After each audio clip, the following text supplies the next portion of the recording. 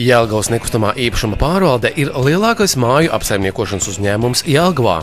Tas tika dibināts jau 1998. gadā un par šiem gadiem uzkrājis nozīmīgu pieredzi. Viņi bija ēku siltināšanas aizsācēji Latvijā. Tieši Jelgavā ir pirmā renovētā energoefektīvākā daudzdzīvokļu ēka Latvijā. Šobrīd jau atzimušas 10 ēkas. Tūlīt tiks nodotas vēl 2. Un neskatoties uz grūtībām finansējuma piesaistē, darbs turpinās un jau konkrēti iezīmējies vēl 12 namiem. Viņi uzskata, ka pats būtiskākais ir sadarbība un visu lietu izskaidrošana cilvēkiem uztveramā un saprotamā valodā. Tādēļ tiek organizēti semināri, konsultācijas, atvērto durvju dienas. Ļoti aktīvs darbs notiek ar pārvaldīto māju dzīvokļu īpašnieku pilnvarotajām personām, ar māju vecākajiem. Pelnīti par veiksmīgu atzīta izveidotā elektroniskā informatīvā sistēma.